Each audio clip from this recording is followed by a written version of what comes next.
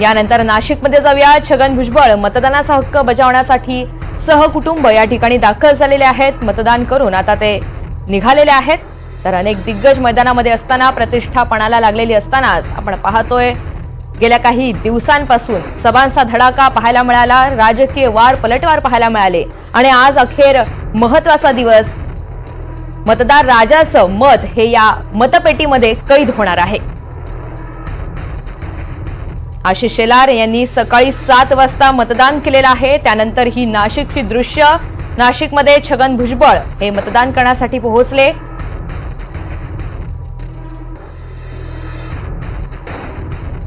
नाशिकमधनं छगन भुजबळ हे रिंगणात असतानाच नाशिकमध्ये अनेक मुद्दे हे गाजल्याचं बघायला मिळालं.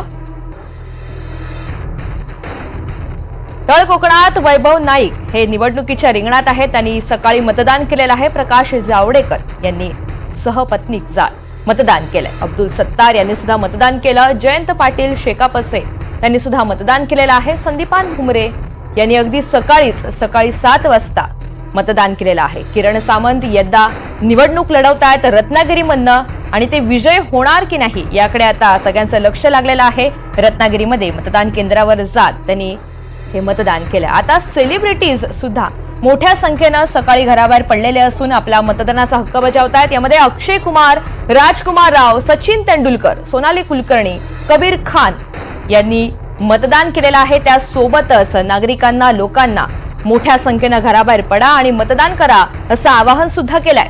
सुप्रिया सुळे यांनी बारामतीमध्ये मतदान केलंय. अजित पवार यांनी सुद्धा आणि त्या पाठोपाठ युगेंद्र पवार यांनी मतदान केलेलं आहे. बारामतीच्या लढतीकडे फक्त महाराष्ट्र नव्हे तर अवघ्या देशाचं सुद्धा लक्ष लागलेलं आहे. काका पुतण्याची ही लढत अत्यंत चुरशीची ठरली आहे आणि त्याचमुळे बाजी नेमकं कोण मारणार याकडे महाराष्ट्राचं लक्ष लागलंय. सुप्रिया सुळे यांनी युगेंद्र पवार यांच्यासाठी जोरदार प्रचार केला.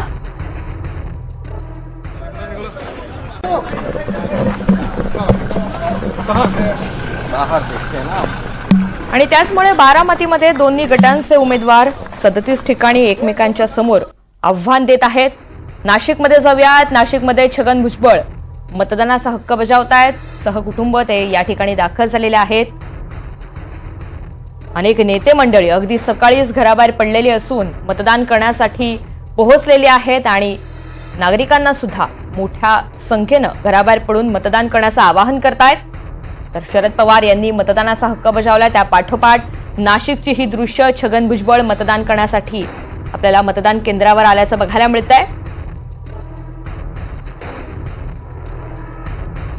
विविध सेलिब्रिटी मंडळी सुद्धा, कलाकार मंडळी सुद्धा मतदान करण्यासाठी पोहोचलेली आहेत.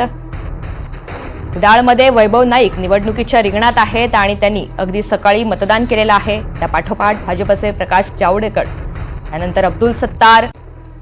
दोन्ही ठिकाणी भुजबळ पॅटर्न आहे. काही प्रॉब्लेम नाही. राज्यभराचं काय चित्र वाटतंय सकाळपासून? राज्यभरामध्ये सुद्धा ज्या एकूण जे माहिती घेतो आहे, माहिती 100% गव्हर्नमेंट बनवणार आहे. काही कुठे साहेब काही अनुचित प्रकार वगैरे काही कळत आहे आपल्याला? आता काय कुठे काय हे चालतंच. काय पण फार मोठा अनुचित प्रकार काही घडल्याचं अजून तरी कुठे काही म्हणजे माझ्या मतदारसंघामध्ये सुद्धा नाही आणि बाहेर सुद्धा असं काही लक्षात आलेलं दिसत नाही. काही ठिकाणी ईव्हीएम मशीन्समध्ये बिघाड झाला आहे. शेवटी या मशीन्स आहेत आणि या किती हजार किती लाखो मशीन्स असतील. त्याच्यामध्ये काही मशीनमध्ये जे इलेक्ट्रॉनिक म्हटल्यानंतर स्टेजवर गेल्यानंतर मध्येच माईक पण बंद पडतो. काय एवढं सगळी तयारी करून सुद्धा आता एवढं तर हे लाखो मशीन्स असतात. काही वेळेला चुकीचं त्याचं हँडलिंग होतं, काही वेळेला मशीनमध्ये गडबड असते. पण ताबडतोब जे आहे त्या मशीन बदलल्या जातात किंवा दुरुस्त केल्या जातात. मतदारांना काय आवाहन करायचं हे आपल्याला बघायला मिळत आहेत. मतदार म्हणून त्यामुळे मतदान करण्याची संधी मिळालेली आहे मला स्वतःला आणि आमच्या सगळ्या लोकांबरोबर. एवढ्यात विजय निश्चित वाटतोय. काय कारणात विजय? 100% फक्त विकास. छगन भुजबळ असेल किंवा भुजबळ फॅमिली असेल, पक्षाचं काय पक्षाचं आहेच. सरकारचे जे आहेत ते आम्ही सांगतच असतो काही कार्यक्रम आणि ते चांगलेच कार्यक्रम आहेत आमचे. पण आमचा सगळा जोर असतो तो विकासावर असतो. आणि आम्ही विकासावरच मतदान मागतो. बाकी जात पात पक्ष वगैरे आमच्याकडे, आणि आमच्याकडे काही चालत पण नाही इकडे एवढ्यामध्ये. त्याची 10 घरं आहे असे सुद्धा आमचे लोक जे आहेत पूर्वी आमदार जो शब्द द्यायचा